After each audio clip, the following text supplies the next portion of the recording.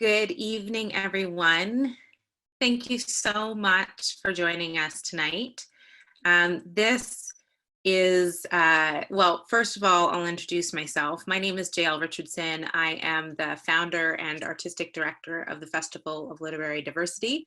And well, let's just say it's been a wild few weeks for us as we transitioned into this online space. We're really excited to be here in this place with these authors for this conversation.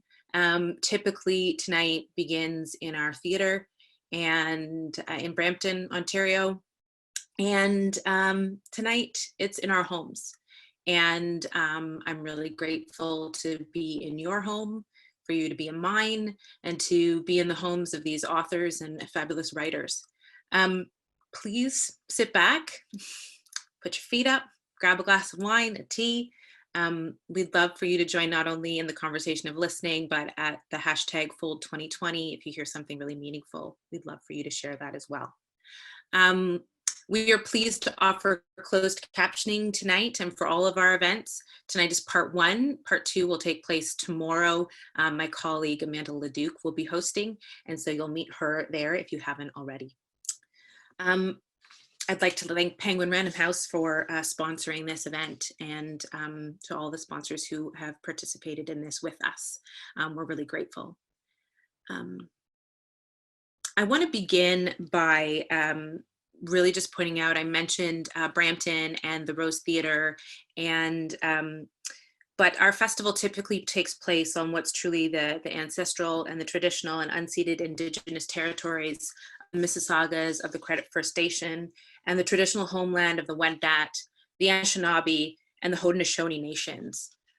As a festival, we're really trying to constantly think about what it means to be on this land, to increase our awareness, to increase our understanding, to increase our conscientious action in this space.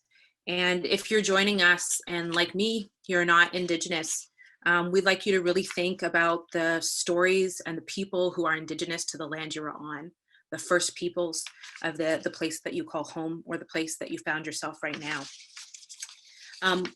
We really want you to encourage you to think, to listen, to pay attention, and to really closely examine what it means to be on this place and this land as a listener.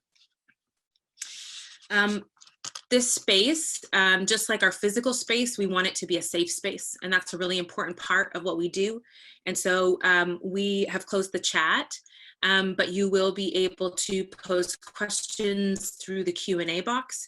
You'll see that at the top or bottom of your screen, it'll say Q&A. You can click on that and pose a question to the moderator, for the moderator to pose to the authors, or to the authors directly.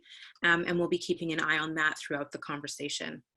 If you're joining by phone, you can go on Twitter as well and pose questions there, and we'll pop it in the question box for you to make sure that your voice is heard there. I am truly honored to introduce today's presenter. I've had the privilege of listening in on a few sessions with him already. Dr. Billy Ray Belcourt, and I want to say that again, Dr. Billy Ray Belcourt. We didn't get a chance to put it into his actual bio on the screen, but he just received his doctorate this week. And so I want to say that, congratulations to him. Not only is he a doctor now, he's also the youngest recipient of the Griffin Poetry Prize. He's the author of 3 poetry collections, all of which you should find and add to your library. The way that we're going to do today's event is Billy's going to come on with the authors in just a minute. The first thing we're going to do, though, is we're going to have readings from each of the authors. I'll come back at the very end to provide some housekeeping, but for now, you're going to hear readings from Helen Knott, Kinesia Lubrin, Jessie Thistle, and Jenny Hayjun Wells. Enjoy your evening.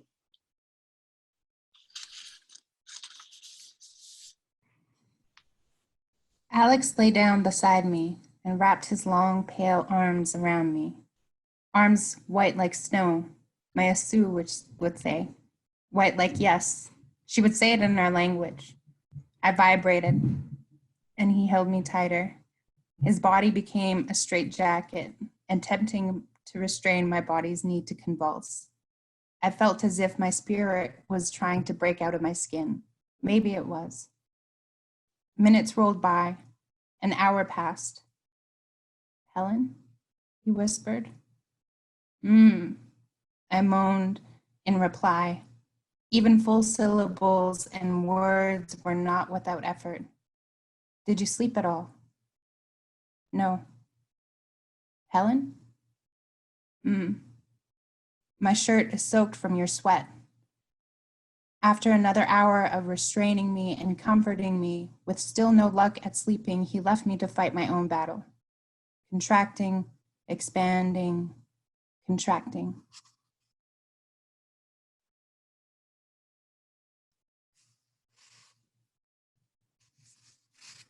Return number 18. For as long as we've had dreams, we've had rivers. For as long as we've had fears, we've been rivers.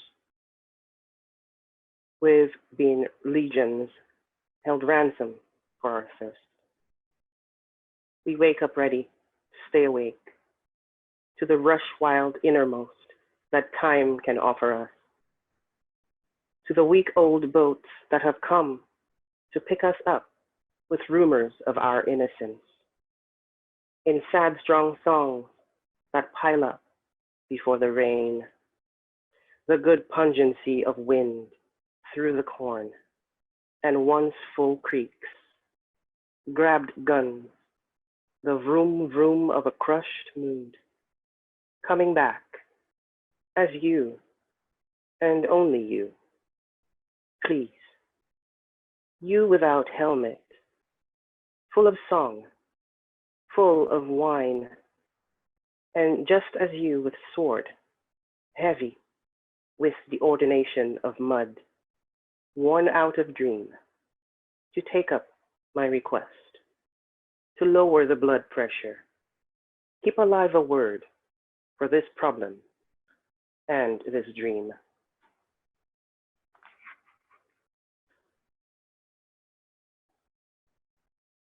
Indigenous affairs.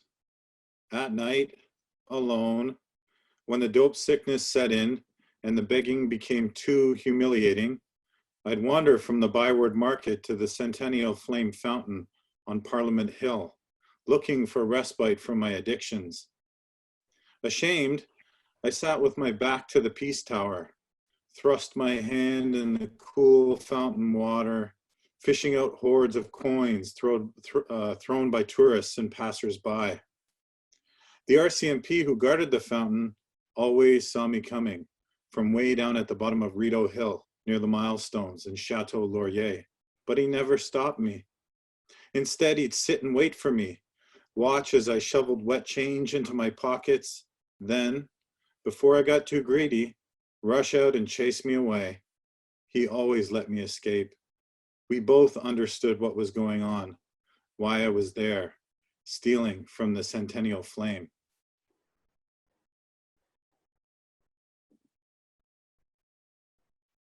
They call people like me, people like us, damaged. You're broken, they say, and they shake their heads sadly, watching us waste our lives trying to find our Korean parents, brothers, sisters, anyone. They witness us handing over our DNA to private companies that boast vast databases and so offer a slim possibility of making connections between biological kin. They see us become wanderers in our birth country, sailing from guest house to guest house, bleeding a trail of money and self-esteem from one corner of the country to another. They write books about how we storm adoption agencies and grab at files that are neither our own nor in a language we can read. They laugh at how we fall down drunk and convince ourselves that sleeping with others who are there for the same reason is part of our therapy. They purse their lips and roll their eyes when we let Korean men fuck us even though we can't pronounce their names and know we'll never see them again. Daddy issues, they smirk.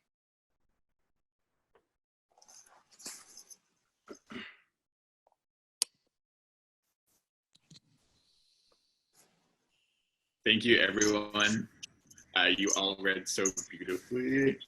And I thought that we should begin today's conversation with a bit of an introduction. And I would like for each of you to introduce yourselves however you see fit, with an eye to how where you are or where you come from, in the sort of later part of our conversation influences the writing. So for now, quick introduction. How about we start with Helen? Tansei Tamache. I don't know if you, okay. I am from Prophet River First Nations. I live in Fort St. John, which is just a small town. I also have a 12-year-old and a dog trying to be their quietest. So if it gets loud, they're wrestling. And I'm excited to. Yeah. Kinesia? Kinesia Lubrin. I was born on the tiny island of St. Lucia in the Caribbean, and moved to Toronto in my late teens after high school. How this influences my writing. I certainly have a number of languages in me. We speak Creole, French Creole, and the sort of vast trove, I think, of oralities and various axes of storytelling and voice, and the kind of dynamism of that within a community setting certainly influences, I think, the kind of polyvocality that drives a lot of the writing that I do. And so that's a place of much richness that I think I'm quite fortunate to have. Awesome, thank you. Jesse? Hi, I'm Jesse Thistle. I'm Métis Cree from middle of Saskatchewan. We say northern Saskatchewan, and a place called PA, or Prince Albert. And I was raised in Brampton. Brampton represent, those are my people. So like, I'm very honored to be here talking at a Brampton festival. I'm really just a guy who tells stories. I don't even know if I'm an author or an academic. I'm just the guy who tries to tell the world about what I've seen and what I observe. And I'm just honored to be here with such beautiful, smart, intelligent people. So thank you, Miigwech. Merci. And Jenny? Hi, I'm Jenny Hyejeon Rose. I currently live in Winnipeg, Manitoba, so Treaty 1 territory. I was born in Seoul, I sort of recently found out, and I was raised in Southern Ontario, Canada, in Kitchener, Ontario, to be more specific. Yeah. Lovely. And I am Billy Ray Belcourt. I'm from the Driftpaw Cree Nation in northwestern Alberta at the southern shores, southern edge of Treaty 8. I'm currently in North Vancouver, and I live and work now on the unceded and ancestral lands of the Musqueam, the Squamish, and the Tsleil-Waututh. And I thought that for a panel on resistance and reconciliation, that it could be fruitful to begin with the panelists offering up a kind of working definition of, in particular, resistance. I think that's more of the operative term for our discussion tonight. You can also have the opportunity to offer up your understanding of reconciliation if you so choose, but I wanted us to begin with resistance, to see, what kind of conceptual terrains we will be speaking to each other across tonight. So I think I'm going to continue with this order, the alphabetical one, which means Helen, you're first again. So whatever comes to mind. You also feel free to pass on a question, it doesn't inspire. Can I go back? Because I didn't get to talk about where, I guess storytelling came from for me. Yeah. And I'm reminded of a conversation that I had with my great aunt, my Auntie Mary, last year. And I was looking for words in our language that defined what I was doing, not only with writing, but within my work as a social worker. And she took like a week, and then she called me back and she said, okay, Yachakainasji, which means I remember things from long ago. And it was when she told me that I was like, oh, this is my role, not only as a writer, just but as a being, being a living memory keeper. And I just wanted to share that story, and I'm gonna pass it on. Awesome. So Kinesia. Okay, so this is our working definition of resistance. Yes. Responding to that. Okay. I think for me, it's extremely important to locate the idea of resistance in a kind of practicality. And in a sense, I think I am more trusting of a kind of generative, fertile chaos rather than prescriptions that can even look like things called reconciliation. And I think something foundational to resistance is entering a space that can open up relationality between people, between their various locations, between communities, in a way that does not privilege merely human exceptionalism. And so what we find, hopefully, is that in the presence of humans, that the kind of imagination or the imaginary forces that can contribute to mutual aid, to solidarity, mutual respect, that kind of thing is privileged in a way that that accounts for not just the human world or the human mores, but as an ecosystem and in the ecosphere of the world, and in a way that looks forward and attends to the kind of long duration of the past. Right. So let me say, I love that you offer up resistance as a kind of tending to a fertile chaos. And I think that there's something about the refusal of order there that is interesting and that we might return to, and maybe that disorder is a more capacious concept around which to organize and to revolt, especially when so much violence comes out of maintaining a kind of social order. So thank you. And we can go now to Jesse. So what reconciliation is? That's for me kind of resistance. Okay, so I come from a long line of resistance fighters that actually picked up guns against Canada and fought in a war in 1885. And we lost everything. We were totally marginalized. So what that created within my family was generations of men that were outlaws and broken men that gnashed their teeth against the state, that lived outside of law.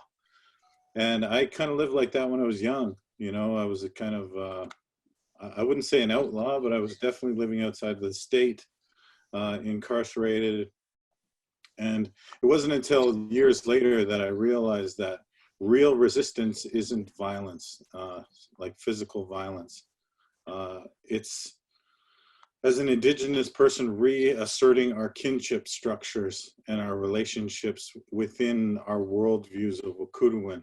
So how we view our living and non-living relatives, and how well we treat each other as relatives within that kin structure. Because what that does is it fortifies our nations and our peoples, which gives us the strength to resist in other ways, like that are political, that are social, that are emotional, that aren't toxic, like living outside of the law like I was, and generations of our men. So that's my take on it. Thank you. And Jenny? Right. Thank you for the question. You know, I think for me, a lot of resistance comes from refusing narratives that pre-exist and that continue to exist about, from my personal perspective, about adopted people, about transracially and transnationally adopted people. So it's refusing to trust in narratives that have been repeated from our youth until adulthood and beyond. It's about challenging expectations and the ways that transracially and transnationally adopted young people can be used as props or sort of sidekicks in other people's main stories. And it's also about trying to refuse being the role of an object to be talked about. And so for me, it's been trying to reframe those stories and to speak back against some of those stories and to challenge people's expectations of genre, but also different archetypes of people, of what an Asian woman is like, what she should be like, and what she can do maybe to dismantle some of those ideas. Great. That's a great segue to my next question. And feel free to add more to your response later, Jenny. But the question being, what particular political commitments do you bring to bear on your writing life? And we've already begun, I think, to elucidate those things, but I would be interested in having you all think openly about, what kind of political power you hope the work has, what sort of future you are hoping to fashion in the space of the page and across the span of a book. So I'm not sure I like the whole alphabetized order. So whoever wants to jump in, please do, and maybe we can have a bit more of an organic conversation.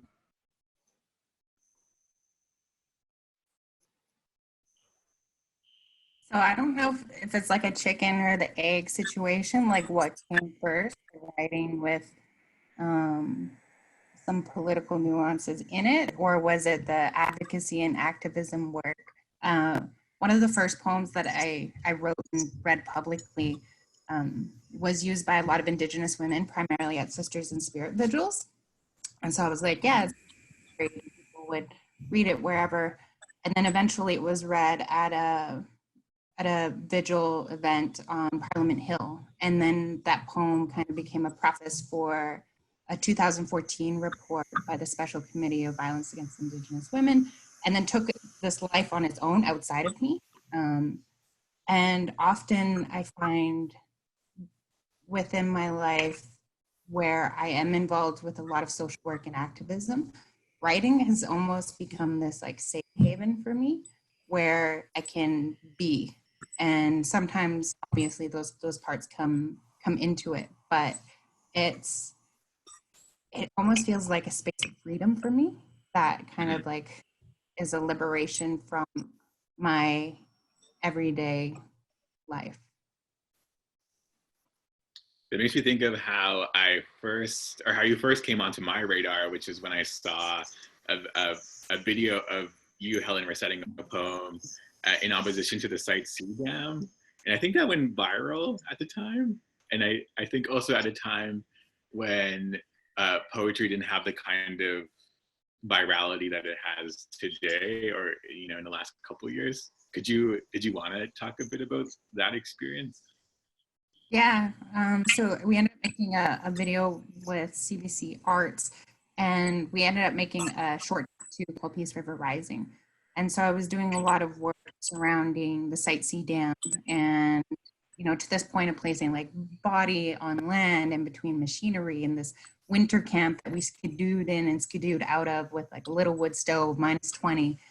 And that kind of makes me circle back to other when I'm thinking about resistance and what does it look like, because having been at those spaces and coming to a point where, you know, I'm weary and tired and not wanting to carry on, reframing what it means to resist and looking at acts of resistance when they're micro acts are the ones that you don't really see, right? So, you know, my dad raising us differently than he was raised, how that's resistance, how me, you know, hug myself or see a counselor or plant a garden or pick medicine, that's resistance. And all these forms that it takes, because it's not always something large. It's these small acts that kind of pave that way for a lot of resistance. Thank you. Yeah, it's wonderful. Thank you. Anyone else want to jump in? How they're writing life or what political commitments they bring to bear on their writing lives? Yeah, I can take a shot at it. I write explicitly about my time in and out of homelessness, and what that's done is I use those experiences to draft the definition of Indigenous homelessness that has gone on to inform policy across Canada. And it's gotten money, millions of dollars, into service providers' hands that are dealing with the out of proportion issue of Indigenous homelessness from Vancouver all the way to Halifax.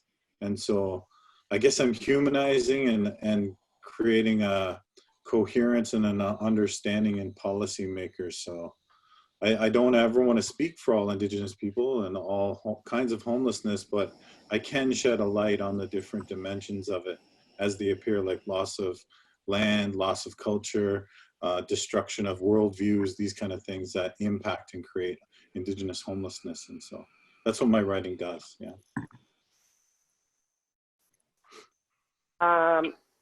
Thank you for the question, and also Helen and Jesse. I think the motivation, or I think maybe one of the primary motivations for me, stems from my own sort of hyper awareness of the world around me. And since I'm not an extremely talkative person, I always find the page a quite copious world into which I can then enter into a kind of conversation with the world, with other writers, with thinkers, with artists. And I think the hope is to enter through a certain self-awareness that finds a kind of humility to speak from, and to attend to beauty, to attend to the vast possibilities that exist in beauty and what beauty can cause us to arrive at.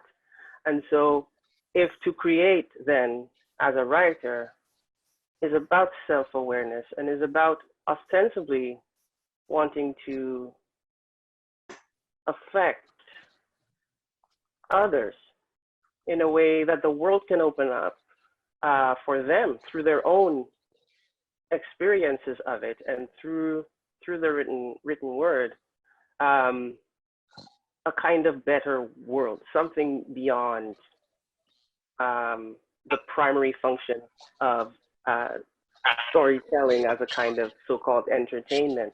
And so I think for me, I am always moved by injustice, by inequalities, by the kind of things that stifle a kind of horizontal fullness that is so evident in life. But then all of these structures, all of these things that structure our lives tend to deaden, you know? And so I think I write against those sort of deadening mechanisms in a sense. And so that sort of political awareness comes from that place. It comes from that place, and I trust that I'm doing something that honors that kind of complexity, hopefully. Mhm. Yeah. Thank you so much for all these amazing answers and these questions. I think in my memoir, there were 3 sort of outright political issues that I wanted to deal with that I think, from what I gathered from conversations with my editors, readers, agent, everyone, Canadians maybe weren't having these conversations on these around these communities so much, or at least not as much as in other countries. And one of them that I talk about explicitly in my memoir is the deportation of transnationally adopted people when they reach adulthood, and the estimated, in the United States alone, over 35,000 transnationally adopted people who are undocumented, so-called undocumented people. So I talk about that very real material political issue. I also wanted to talk about violence and sexual violence within adoptee communities, because we are sometimes at our most vulnerable when we're doing, say, a birth search or a culture search or any of these things. And it's unfortunately one of the conditions of that search. One of those conditions is to open oneself up and to make oneself maybe more available than one typically would be. And so I wanted to talk a little bit about the harm that we do within our communities, and also the ways we're pressured not to talk about those harms within our communities for fear of undermining the important work that we're doing and the things that we need. And then the third sort of outright political issue that I was committed to discussing is just the idea of transracial and transnational adoption, maybe adoption generally, and the very problematic and sometimes quite nefarious things that are done in the names of moving children across borders. These movements almost always happen in ways that cross class borders, race and gender borders, in ways that uphold the status quo of power. So I wanted to present those issues through personal narrative and the ways that they've affected me. But also, I think, to come back to your question, Billy Ray, in addition to political commitments in writing, I feel even more strongly about my political commitments in reading, I think. And this goes beyond being in the classroom, also in my day-to-day life. It's probably, I would say, it's safe to say that 99% of the texts that I read are BIPOC authored texts, and that's exclusively what I want to spend my time with, my short time on Earth, I guess. Well, thank you. I'm, struck by the specificity of your individual visions and political commitments, and I think that that's absolutely what's needed if we are to build a different kind of literary community in the country currently called Canada, or improperly called Canada. It makes me think also, I was pulling this up as some of you were speaking, it's I guess Audrey Rich won the National Book Award for Poetry in 1974. She was shortlisted with 4 other poets, 2 whom were Audre Lorde and Alice Walker. And the 3 of them together decided that were either any of the 3 of them to win, that they would recite a co-written speech. And I wanted to read a bit of that. So they decided to, as far as I know, split the award amongst the 3 of them. So here was some of that statement. It says, "We, Audre Lorde, Adrienne Rich, and Alice Walker, together accept this award in the name of all the women whose voices have gone and still go unheard in a patriarchal world, and in the name of those who, like us, have been tolerated as token women in this culture, often at great cost and in great pain.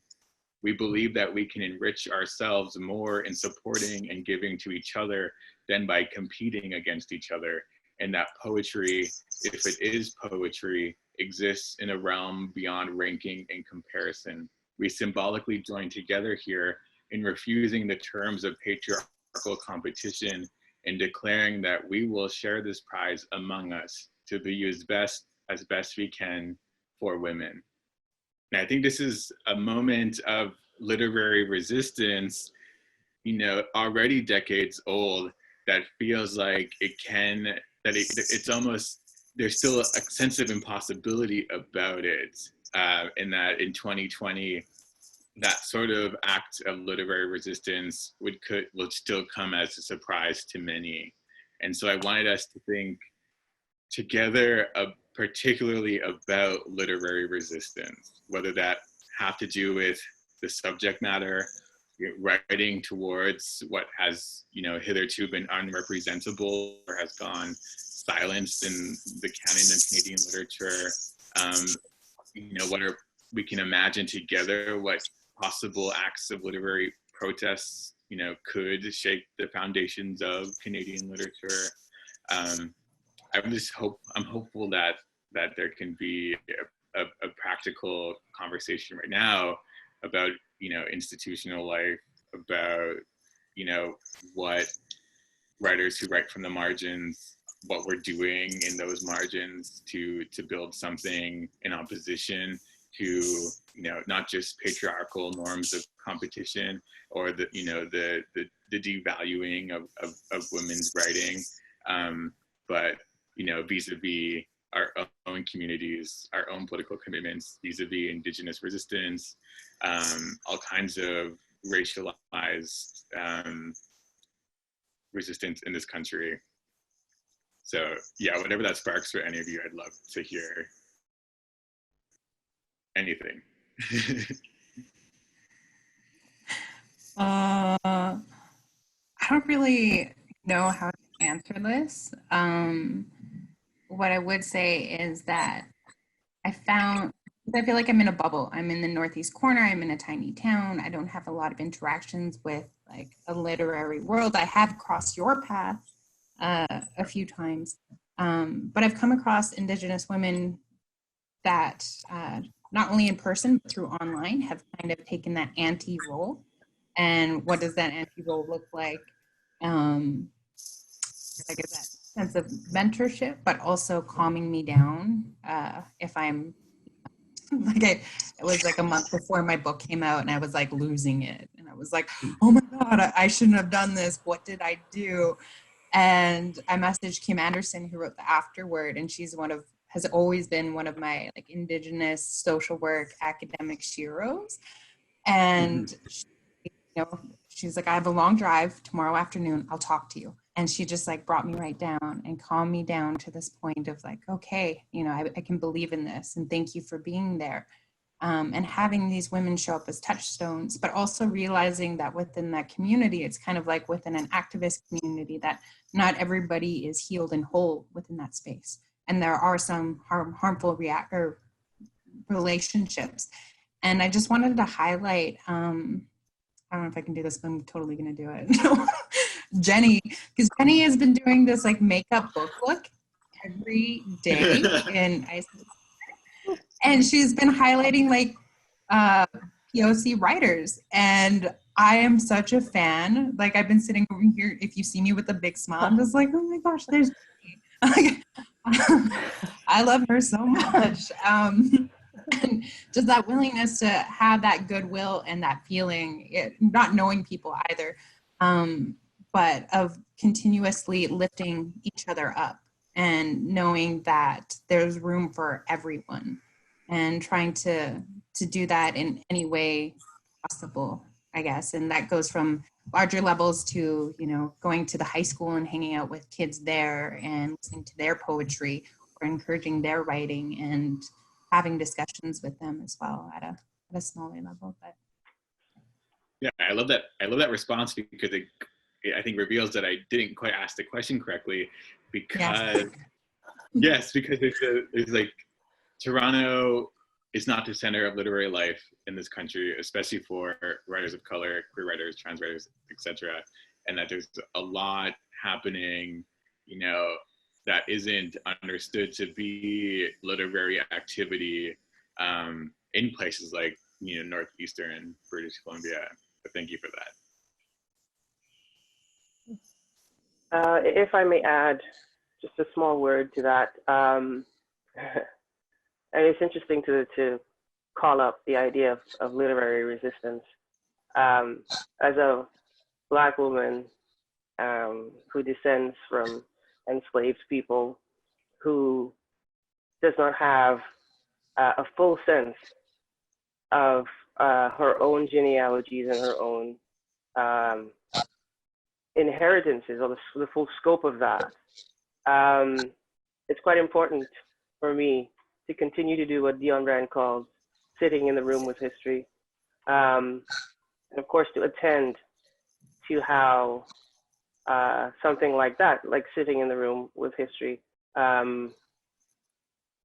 allows for a certain apprehension of what the world is now. Like we're sitting here through this virtual medium when we were meant initially to be in the same room, hopefully in an auditorium with a bunch of people. And that sort of mediation creates a completely different dynamic, right? And so for me, it's always been extremely important for me to think with and to write with. And so I know that I am inheriting, in a literary context, a quite rich history of writing and experimentation in writing. If you talk about M. Norbese Philip, going all the way back to Paul Marshall, it's just incredible, the unbelievable output of literary output of Black diaspora. And for me, it's a profound gift, but also a huge responsibility. And so in a sense, that legacy of resistance has been around for a very long time, you know, and we each, I think, are invested somehow, even if we don't explicitly know it.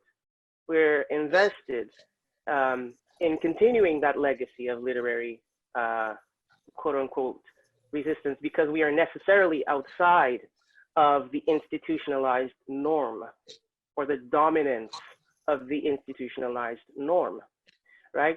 And so there's so much richness that we can draw from in terms of the way we think about how to be relational, how to be with one another, how the self relates to community, and how that can help to unfold new multiform ways of resisting, of persisting, of thriving, yeah? And we ought not to be afraid of the unknown in all of that. I think that's quite exciting for me as a Black woman poet who's writing from such a rich tradition that has been around forever. You know, I'm not doing anything groundbreaking or new. I'm just carrying on that profound tradition of experimentation and of bold, having a certain daring because our lives depend on it.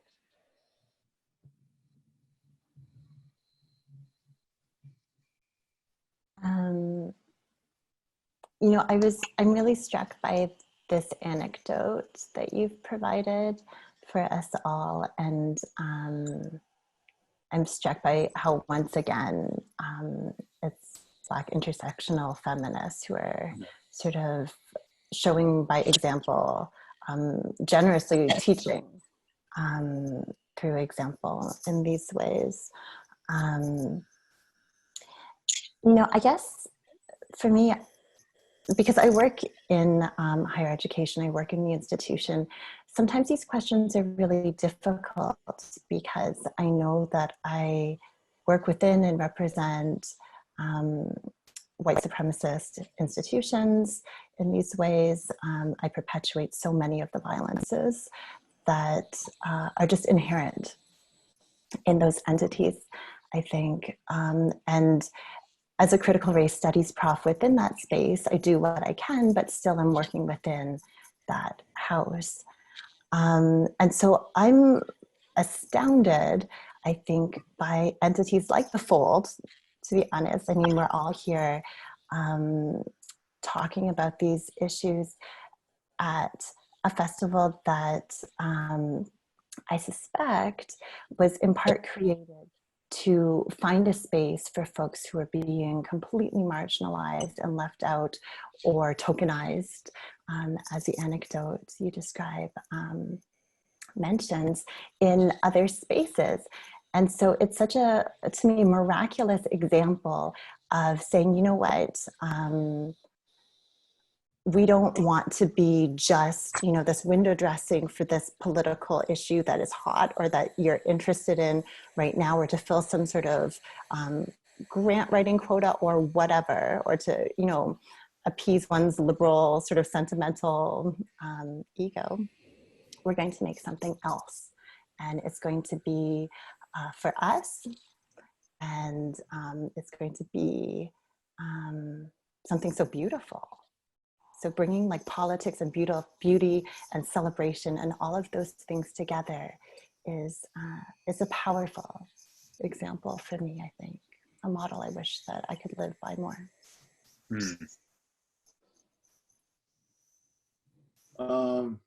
Thank you for these thoughtful comments. I think as an Indigenous male writer, I just survive and leave some words behind, you know, and I will be remembered. And so that in itself, for an Indigenous man of my generation who is an adoptee, is an act of resistance unto itself. And that trail that I've left behind was actually broken by Indigenous women first, like Maria Campbell, Tracy Lindbergh, Katarina Vermette. And so I'm just tamping down the grass behind them.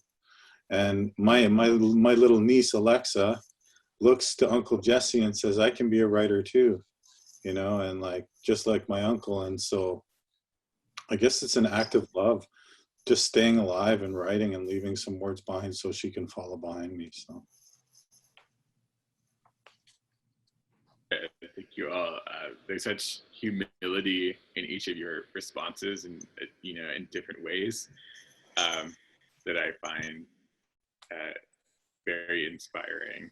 And perhaps the next question I would like to ask is, what if you were to envision an ideal writing community or literary world, etc., what would that look like?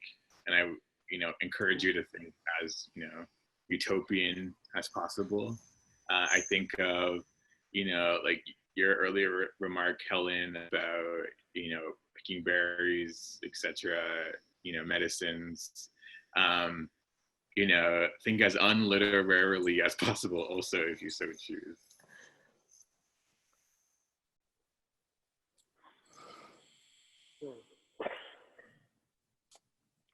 Someone else can go first. Yeah. Trying to create a community in my head. Billy Ray, you cut out for me a little bit. What was the, do you mind just repeating the first part of the question? Yeah, so what, if you were to imagine an ideal writing community or literary world, what would that look like?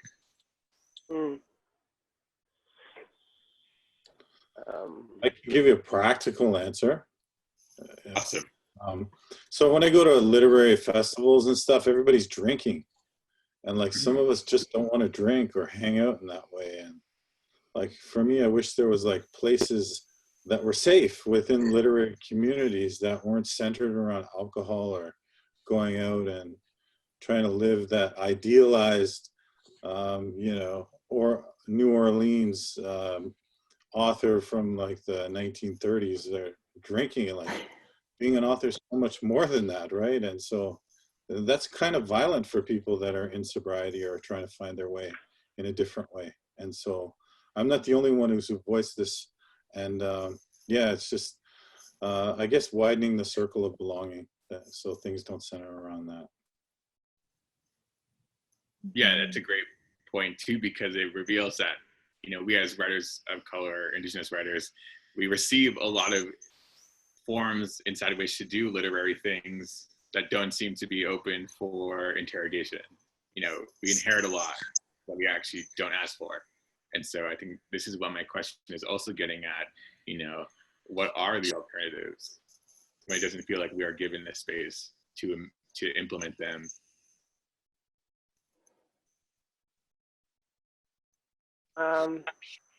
Okay, so I think this is an interesting question, and I think it definitely warrants multiple answers, as many answers as humanly possible.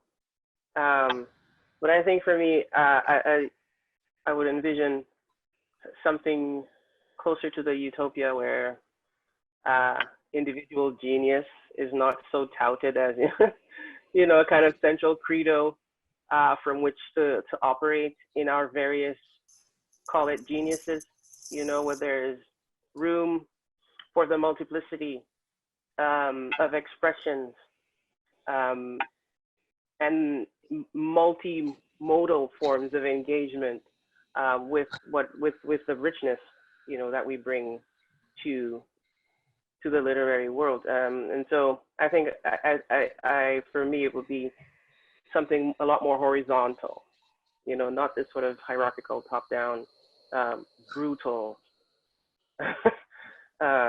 structure of arranging our literary output.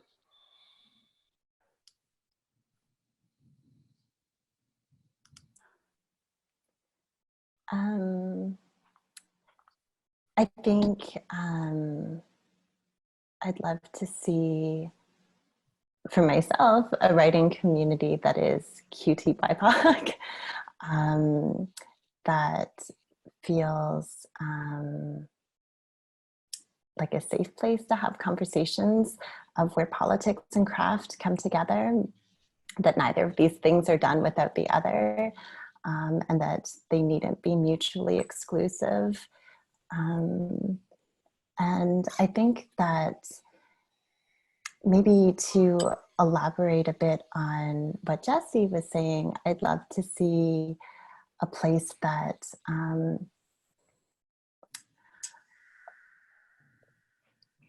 events and venues that were thoughtful about sexual harassment at literary festivals or at literary events, and other kinds of harassments, I think also. And I think a lot of festivals are doing great work, but I'd love to see a writing community where we talk even more openly about that kind of stuff within our communities, because I think a lot of us talk about these things as they happen in our individual lives, but sometimes they also happen within these places in which we're hoping to find solace and hoping to find kinship and community. Yes, I was just reading something the other day, and it was talking about how from like a Greek understanding, genius was seen as like a creative, demon, but it's spelled with an A, so I don't know if it sounds prettier when you say it with an A. But how it was something that visited you. So it wasn't something that you had. So it wasn't the individual was a genius. They had a genius. It was something that was gifted to them outside of them that they just described it somewhat of like a house elf, right? So it's something that kind of could come back, but also be shared. For me, I think within a writing community, I've been thinking a lot about my own role as someone who is, seeing myself shift and learning what my role is to other people. So I teach classes as well, and they finished, and I had this long discussion with one of my students because I was like, well, it's really hard because so many of these people are from our territory, and I feel, I don't know if y'all can hear the dog, but he's really loud, from my territory, and I feel like there's that feeling of relationship where I feel like, okay, I feel like I have an auntie role with them. And I've learned that from watching my grandma. So watching my grandma travel throughout and approaching everybody as if they were, you know, her, and she can't see anymore. So she'll hug everybody and then ask who was that after. But having that same mentality of give love first, ask questions later, and try and understand what superseded the role. Is it like that auntie role comes before being, you know, their professor, or is it the other way? Because within a non-Indigenous world, you're taught boundaries as well, right? And like dual relationships and all of these things. And for me, a writing community based in that sense of relationship and kinship, I guess, as Jenny was saying at the end, kinship, and that being a part of how we interact with each other. Yeah, thank you. I'm also thinking what has come to my mind upon hearing you all reflect, you know, on what an ideal writing community might look like.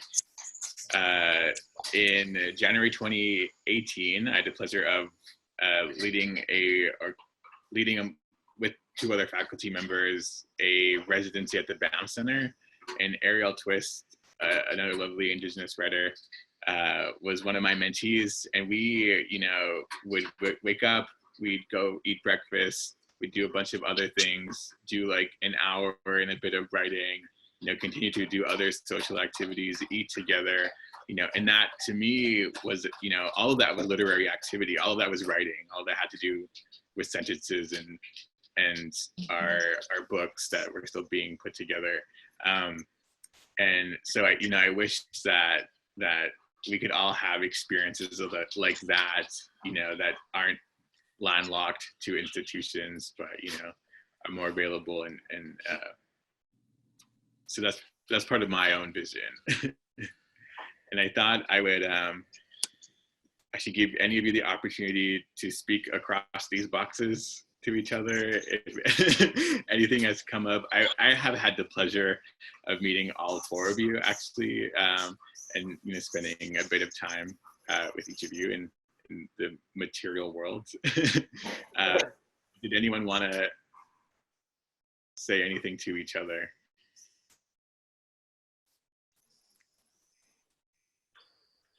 Yeah, I'll say to Helen, thank you for doing the Globe and Mail piece with me, where we dialogued about our memoirs. That was really cool back in August, and it was nice to speak with another Indigenous author at that time, because I don't know, sometimes it feels like I'm an alien in this literary world, and it's good to see indigeneity reflected back at me in another person. So thank you. I don't know if you remember, Jesse, but we did, I can't even remember the title of it, but it was an episode Yes. at Pearson a long time ago. So that was the one time we met briefly. And then, you know, as we go forward, getting to know you more and more. And please do say hi to Miss Lucy for me. For sure.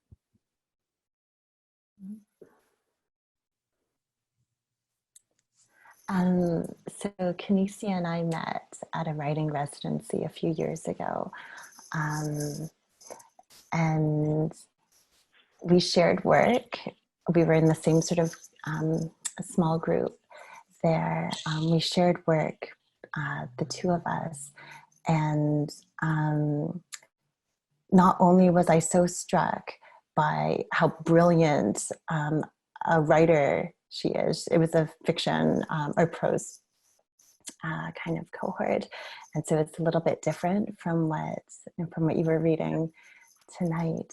But I was mostly struck by what a generous and beautiful teacher she was to me, even though that wasn't the actual role. that she was undertaking in that place. And so I've just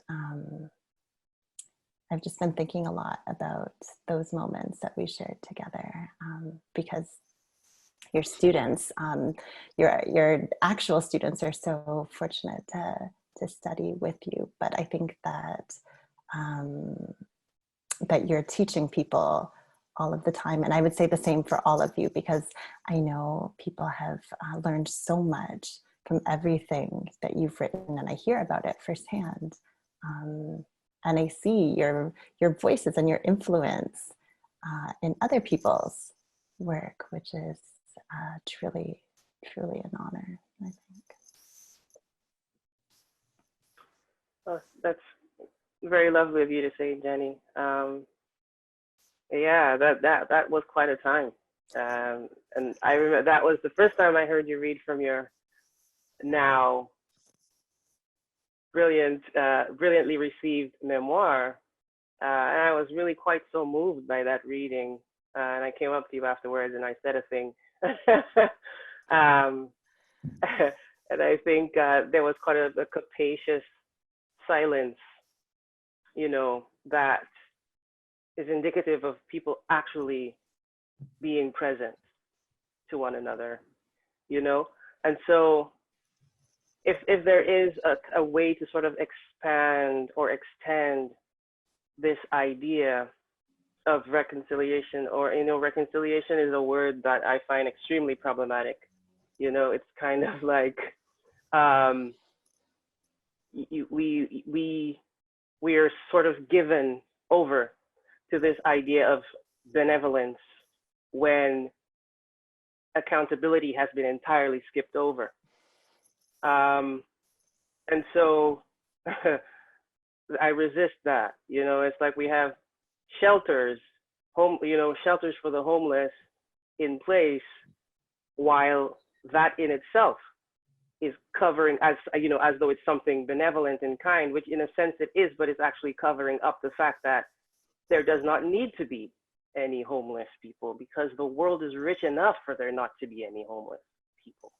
And so it allows for a certain kind of continuing brutality under the guise of goodness. Yeah. And so these sorts of hypocrisies, and I think, you know, to be with and to be in the presence of, and to attend and appreciate the kind of complexity that allows dignity to come, to rise to the surface, is something that I have a profound amount of appreciation for. And I can see that it is something that all of you are very richly committed to as well in your works. And so, you know, this sense of a political motivation, I think, seems to be applied in a kind of pejorative sense to work that people of color do, when in fact everything is political.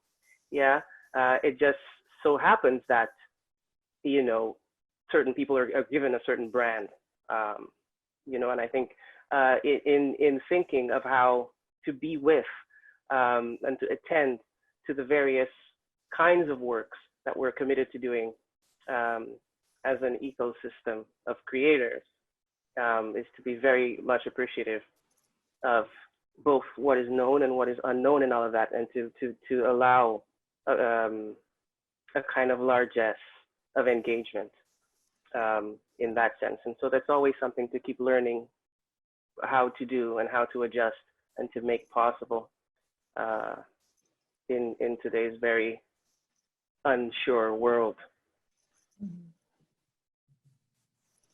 Thank you for that. I have, I think, one more question, and it is inspired by Jesse's remark earlier about his niece.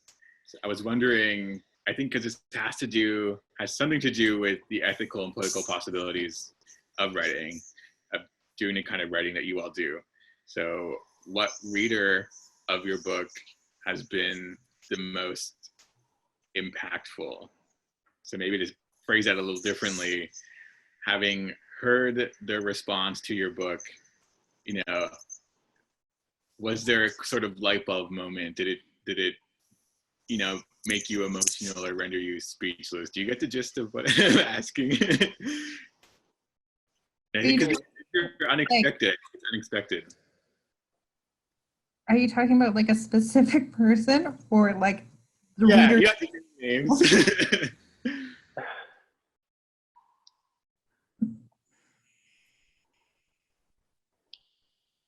Um,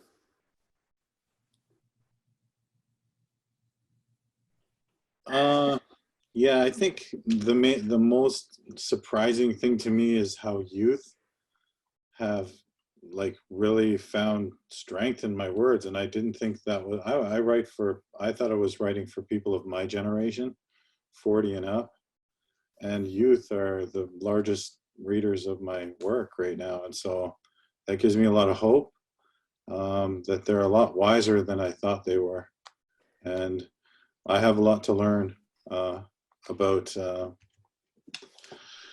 being proud of being Indigenous. I'm learning it from them. A lot of Indigenous youth are contacting me and they say that, oh, I see my broken uncle in you, or I see my broken father. And so I'm learning to be proud from them. And that's hopeful. That's a beautiful thing. Totally. For me, it's just been women, and that was kind of what I had expected. But hearing a lot of stories, I think because I write a lot about sexual violence and addiction and healing from those spaces, and wrote it because I knew that there was elements of that that hadn't been talked about or that were very quiet. And what I didn't really expect, I had women even like in their older 40s or early 50s saying, I thought I was the only one with this story. And thinking, having lived that much of your life feeling alone, and for people to relate to that and to tell me that they didn't feel alone after that. For me, that was the biggest piece because I knew that it existed. I didn't know that, I guess that there was so many. And quite often, when I connect with a reader, they send me a message, I can be happy if they can't relate to. Then I'm like, okay, good. You didn't go through this stuff. That's really awesome. So having that, both of those reactions and responses in interactions with readers. Mm.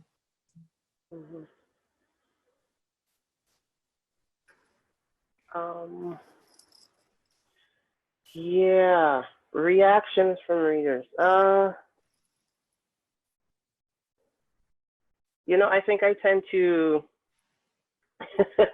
quite staunchly keep my face angled toward the blank page. And so I'm not pulled away in a kind of distraction. But I received an email not too long ago that I'm yet to respond to, so I might be busted that I meant to respond to. That a student was working on an essay, and it certainly has surprised me quite a lot that my work is taken up as an object of study. That always floors me.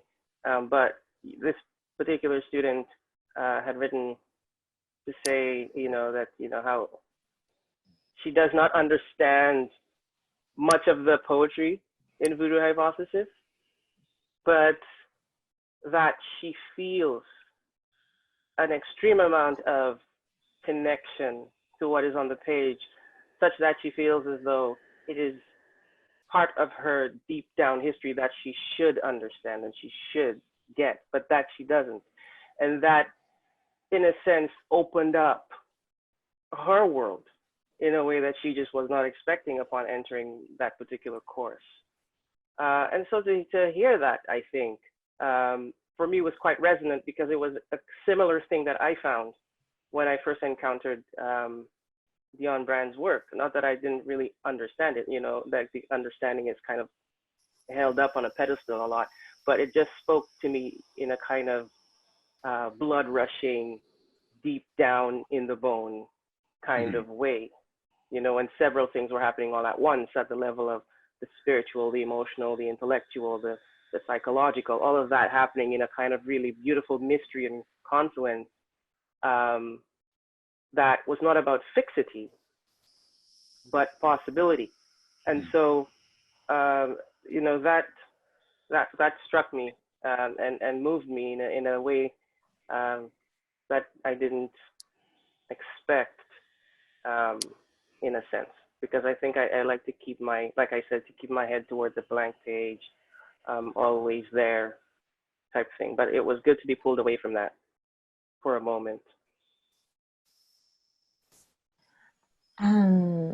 So after one reading in particular in Vancouver, I met a Korean adoptee, a woman who's older than I am. And if I'm remembering the situation correctly, and we've spoken since, like through social media and stuff, I was the first Korean adoptee she'd ever met. And I remember seeing the emotion in her face in that moment. In Canada, there aren't as many of us as there are in the US or elsewhere. And yeah, I don't have much to say about it because I'm still wordless about that moment. But I don't think I'll ever forget like what her face looked like in that moment. Jenny, was that when we shared the stage? I remember she stuck her hand, a woman stuck her hand up after you read. Was that then? That was a different panel, but same day, emotional day. Wow. Yeah. That makes me think too of an instance of my own, my very first poetry reading in Edmonton, fall of 2015. I read, you know, poems that eventually ended up in This Wound is a World. Afterwards, a mother came up to me sort of after everyone had already left the room, essentially, like she was waiting for that moment, and then said that she had a son, Indigenous, queer, she didn't get to raise him, and that the poems opened up space for her to better understand him, because she didn't get an opportunity to. And it was just this like profoundly emotional experience. Maybe like we're hugging and crying, and it, you know, very immediately in my writing life became clear that so much is at stake here in the writing that we all do. Partly because, you know, there's been this, you know, immense silence around our individual lives, our communities' experiences, and you know, we could speak as abstractly as we want sometimes about our you know, theoretical goals, political goals, but you know, in the realm of everyday life, this, you know, can be our work can have this immediate life sustaining force, you know. So I want to thank you all for the conversation that we've been able to put together here tonight. I'm just going to check the time. I think we're, you know, at time. There are a number of questions, but JL is here. Welcome to the Hollywood Squares. Thank you. Hollywood Squares, I always wanted to be on Hollywood Squares, guys. This is like living the dream. It's like the best Hollywood Squares, though.